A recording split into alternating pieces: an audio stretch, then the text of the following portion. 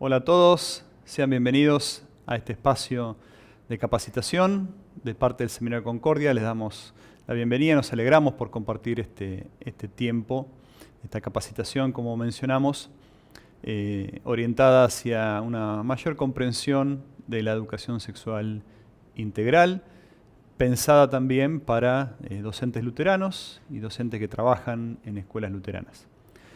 El tema que nos convoca en este primer encuentro, en este primer video, tiene que ver con los fundamentos, ¿sí?, que hacen a una comprensión de la naturaleza humana desde la perspectiva creacional, ¿sí?, como varón y mujer.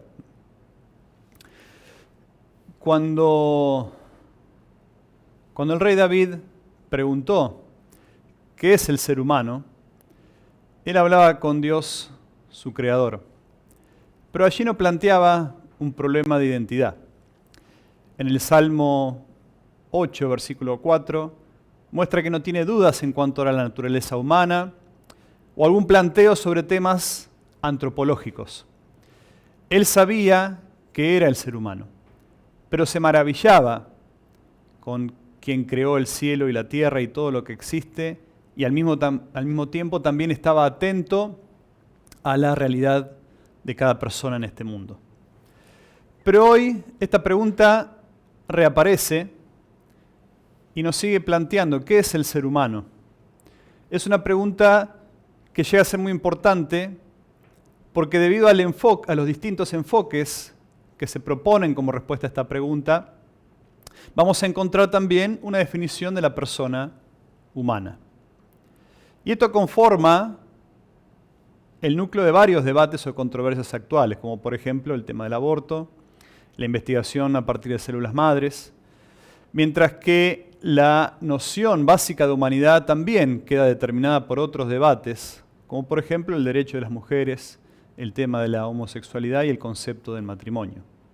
Junto a esto también podemos recordar la perspectiva de Carlos Darwin sobre la selección natural, combinada con desarrollos contemporáneos en genética, lo cual tiende a promover una comprensión de los seres humanos como animales o seres biológicos relacionados y provenientes de otros animales, o también entendidos como formas evolucionadas cuyo estado presente es producto de eventos ocurridos al azar sin tener una naturaleza fija o permanente. Por otro lado, en el tiempo que nos toca vivir, en la era digital, con el avance de la inteligencia artificial, se ha mostrado que es posible para una máquina sobrepasar en velocidad y precisión los procesos mentales humanos. Estos avances también llaman la atención sobre las convicciones incuestionables hasta ahora sobre la naturaleza humana y nos volvemos a preguntar, ¿qué es el ser humano?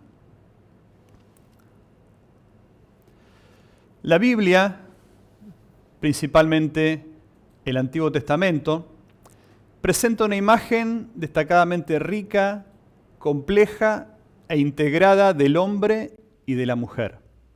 Ambos en el marco de la narrativa de la creatividad divina que los trajo a la existencia y junto a eso promesas de su redención divina. Sin embargo, el Antiguo Testamento no nos ofrece un tratado filosófico o teológico sobre la humanidad, porque no es este su propósito, es decir, responder a una pregunta completa sobre todas nuestras preguntas sobre la naturaleza de los seres humanos. Por ejemplo, en el capítulo 1 del libro de Génesis, versículos 26 al 31, se presenta a la creación del ser humano.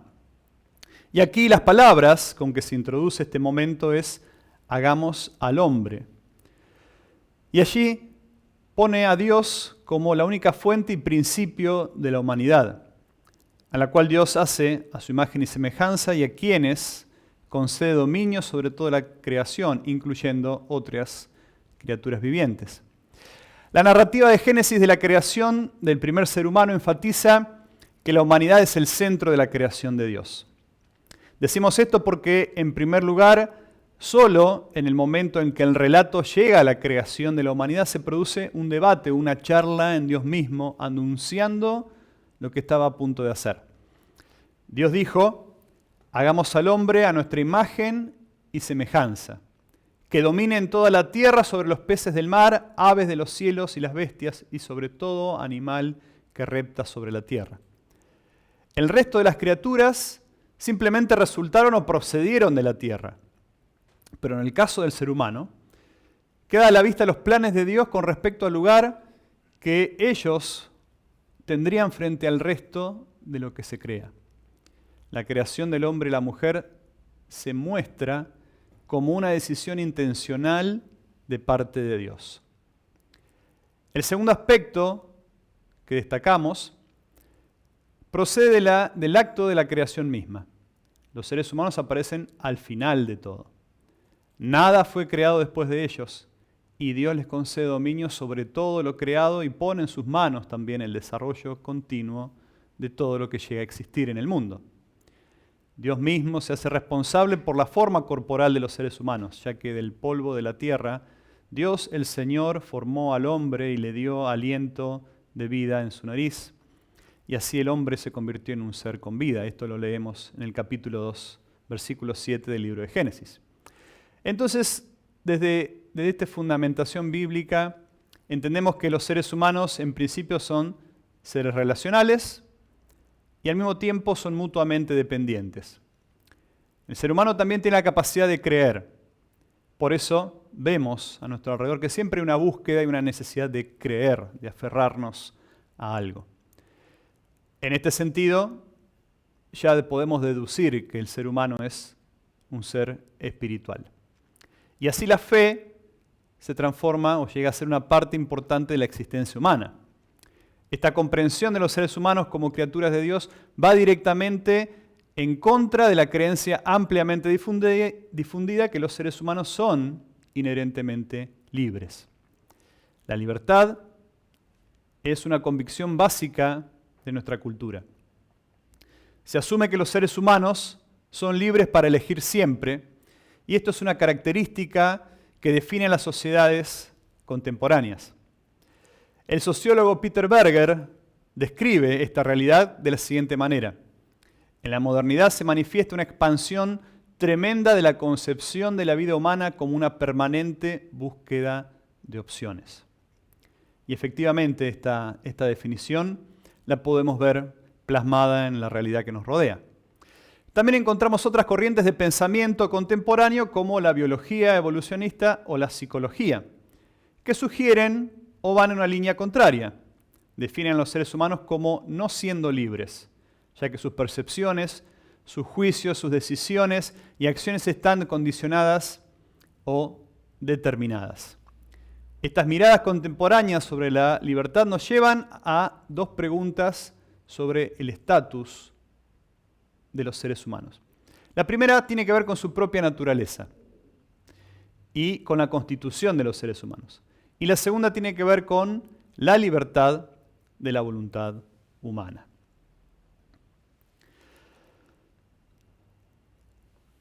La enseñanza que los seres humanos son esencialmente seres espirituales es antigua y también es extendida. Pero por otro lado, se contrapone a la perspectiva que los seres humanos son solo un cuerpo, o que son esencialmente máquinas, lo cual también lleva a un extremo, una postura extremista que quita el sentido espiritual al ser humano. En lugar de ver al hombre como esencialmente alma, esta perspectiva entiende al ser humano meramente como una entidad física y mecánica. Y sabemos que los seres humanos son únicos, pero no son distintos en un sentido biológico. En el discurso filosófico contemporáneo se habla del alma o de la espiritualidad humana en términos de conciencia y de mente.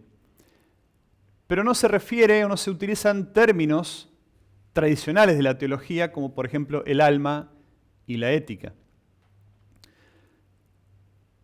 Porque estos son debates que también traen a la mesa de discusión el tema de la personalidad. ¿Por qué es importante hablar de personalidad? Una parte de la respuesta tiene que ver con una forma de expresar una valoración hacia la persona, hacia al otro que consideramos como sujeto. Llamar a alguien persona es darle dignidad y darle estatus, que sería negado si él o ella sería observado o tratado como un objeto inanimado o como una parte mecánica. Reconocer a alguien como una persona le atribuye ciertos dones a él o a ella. Y también le concede responsabilidades, lo cual no sería concedido a un objeto.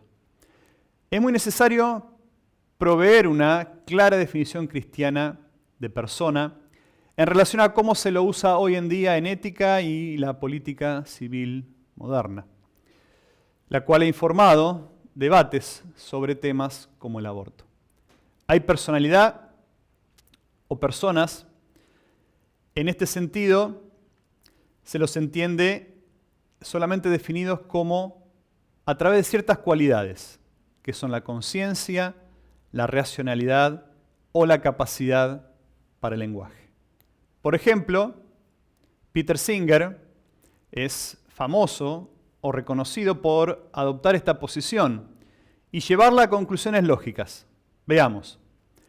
Él sostiene que no es errado poner fin a la vida de embriones humanos o dar fin a las vidas de bebés con serias dificultades o aquellos seres humanos que no poseen conciencia. ¿Por qué? Porque detrás de esta propuesta está la perspectiva de que los embriones humanos, los fetos o niños recién nacidos no son aún personas. Pero al mismo tiempo sí reconoce que son vidas. Entonces, puede aceptar que un embrión humano llegue a existir tan pronto como un óvulo y el esperma se unen, es decir, que allí encontramos una vida humana existiendo desde la concepción. Pero hace una distinción muy importante y que debemos saber entre ser miembro de la especie Homo sapiens y ser una persona. No son lo mismo para él. Y no hay dudas, él dice, que desde el primer momento de existencia, un embrión concebido de esperma y óvulo humano es un ser humano. Pero es un ser humano, según Singer, en términos biológicos, como miembro de la especie del Homo sapiens. Pero este ser carece de cualidades que hacen a un ser humano una persona. Cualidades tales como la racionalidad, la conciencia de la existencia y la conciencia de uno mismo. Desde nuestra perspectiva, entendemos a la personalidad como también abarcando el hecho de ser responsivo, es decir, de podernos vincular con otros, y de ser responsables o autónomos de nuestra vida. Por eso es que Dios trata con cada uno de nosotros como personas. Nos reconoce como individuos responsivos y responsables. Por eso la antropología bíblica nos permite hablar sobre el ser humano como sujeto de reflexión. Es decir, el ser humano como tal es capaz de pensar sobre sí mismo en todo lo que hace y en cada tema o área del saber que le interese. Por ejemplo, el filósofo David Hume afirma lo siguiente: es evidente que todas las ciencias tienen relación en mayor o menor medida con la naturaleza humana. Más allá de lo diferente o alejado que parezca el tema, se vuelve a este punto central. Aún en matemática, en filosofía natural o religión natural, se trata de que esta definición del ser humano define, ¿sí?, cómo vamos a abordar cualquiera de estas áreas de la ciencia humana. Es importante definir la personalidad porque cada uno opera con algún tipo de entendimiento de lo que el ser humano es. Cada uno tiene una teoría de la naturaleza humana. Cada uno tiene que anticipar la conducta del otro y eso significa que todos necesitan teorías sobre lo que hace que las personas funcionen.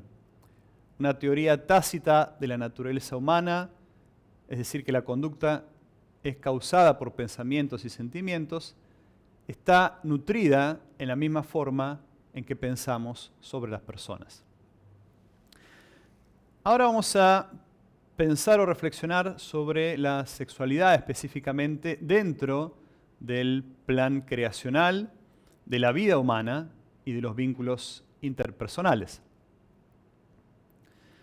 Dios hace que las criaturas humanas reflejen en su naturaleza y su propósito su relación con otro. La sexualidad es una de las características fundamentales de la existencia humana. El hombre y la mujer se reconocen como seres sexuales en contacto y comunicación el uno con el otro. En este sentido, la sexualidad evidencia que las criaturas humanas son esencialmente seres relacionales. Existen en mutua comunicación uno con el otro. Por lo tanto, desde esta perspectiva, entendemos que una comprensión solitaria, individualista o aislada del ser humano no corresponde a la esencia de lo que nos define como personas. La existencia humana es comunitaria, en sociedad, siendo la pareja, a partir del matrimonio, y la familia la primera manifestación de esta particularidad del ser humano. La posibilidad del propio reconocimiento de la identidad sexual y la vida sexual y la naturaleza corporativa de la humanidad se muestra en la creación de los primeros seres humanos. Varón y mujer son definidos en relación y complementariedad. El amor sexual entre el hombre y la mujer expresa esta capacidad y posibilidad de complementarse el uno con el otro y de verse o encontrarse reflejado en el otro. Así también vemos que Dios instituyó el matrimonio y bendijo la unión sexual como su voluntad de perpetuar la vida, como don, como regalo y con responsabilidad, proveyendo compañía e intimidad entre ambos. La separación entre sexualidad y persona es la última estación en esta serie de rupturas desencadenadas. Es la que se da en la actualidad. Este es el momento en que lo iniciado varias décadas atrás se radicaliza de un modo inconcebible hasta hace poco. La sexualidad se separa de la persona. Esta es la propuesta de fondo de la ideología de género, cuyos planteos en forma creciente subyacen en el modo en que hoy se entiende la sexualidad. Características e implicancias de este nuevo concepto. La sexualidad se presenta no integrada a una persona. La condición sexuada no es ya un dato constitutivo de la persona, incuestionable. No es un punto de partida que asumimos a acordar o desarrollar, sino que es algo que ocurre fuera de nosotros, que está a nuestra disposición. Es como un material a moldear, que no tiene forma y para lo cual la forma biológica resulta totalmente irrelevante. En otras palabras, el concepto actual de sexualidad expresa un fuerte dualismo. Por otra parte, y como consecuencia de lo anterior, la sexualidad aparece también aquí ya no como algo propio de nuestra naturaleza, es decir, como algo dado, algo con lo que nacemos, sino como una construcción de mi libertad y de mis múltiples opciones que puedo moldear de acuerdo con mis deseos y de acuerdo a mis preferencias. El siguiente punto que queremos mencionar es el sentido de la integralidad de la naturaleza humana en términos de cuerpo, mente y espíritu. Entendemos, ¿sí?, que la naturaleza constitutiva del hombre se define o se identifica en tres partes: espíritu, alma y cuerpo. La primera parte, que definimos como espíritu, es la parte más elevada, noble y profunda del ser humano. Por el espíritu estamos capacitados para aferrarnos o asumir cosas incomprensibles, invisibles y eternas. El espíritu es donde reside la fe y donde también, desde una comprensión cristiana y bíblica, donde se aloja también la palabra de Dios y se aprecian la voluntad y los dones de Dios. La segunda parte, el alma, es también este mismo espíritu en cuanto a su naturaleza, pero entendida como ejerciendo una función diferente. Es decir, da vida al cuerpo y al obrar por medio de este cuerpo. Aun cuando una persona duerme, el alma está presente y concede y sostiene esta vida. El alma, decimos entonces, da vida al cuerpo. El alma puede existir sin el cuerpo, pero el cuerpo no tiene vida aparte del alma, mientras que el espíritu trata con las cosas incomprensibles, eternas e invisibles. El alma abarca lo que corresponde al entendimiento o razón, por medio de la cual el ser humano puede ver y administrar las cosas del mundo. A menos que el espíritu, el cual es iluminado por la luz de la fe, controla esta luz de la razón, no puede sino estar en error con respecto a las cosas invisibles, a las cosas espirituales. La tercera parte a la que nos referimos es el cuerpo con sus miembros. Su acción corresponde a desarrollar y concretar aquello que el alma conoce y que el espíritu cree. Así, todo depende de la fe del espíritu. Si el espíritu es santo, entonces todo está santificado. Y en la vida cristiana, el espíritu como lugar donde Dios mora por medio de la fe, el alma también posee razón y conocimientos o entendimientos de las cosas corporales y visibles, y también el cuerpo, la vida que se vive en el cuerpo, es el lugar donde se puede manifestar a través de las acciones y un estilo de vida claro lo que cree el espíritu y lo que piensa nuestra mente. Hacia el final encontramos de esta presentación un cuadro que resume la concepción bíblica del ser humano desde el libro del Génesis, cómo fue creado el ser humano como ser humano relacional, en igualdad, con un sentido de complementariedad entre hombre y mujer, y al mismo tiempo también diferenciado o con una identidad particular, tanto el hombre como la mujer. Y en cada uno de estos aspectos vemos que el plano, el diseño de Dios corresponde a una realidad de unión o, como mencionamos allí, biunidad, es decir, una unidad compuesta de dos. Sin embargo, la columna del medio nos habla de una situación, un estado de alienación, es decir, de estar extrañados o separados el uno del otro. Desde la perspectiva bíblica y cristiana, este estado de alienación corresponde a la caída en pecado, es decir, alejarse de Dios y de su voluntad también tiene un impacto en los vínculos humanos. Y aquello que Dios pensó para bien, para bienestar, para bendición, crecimiento y desarrollo de las personas, a partir de esta alienación y diferenciación de unos con otros, es que todo queda afectado y el ser humano, entre otras cosas, o el otro, el que está frente a mí, en lugar de ser sujeto que complementa, ahora es un objeto que facilita mi existencia. Y a partir de allí vemos que todos los vínculos humanos se ven corruptos o pervertidos, ¿sí? Por esta alienación, esta mirada utilitarista del otro, quien está puesto cerca mío para satisfacer mis propios deseos, pero no para una complementación relacional idónea de acompañamiento mutuo y también de crecimiento y de maduración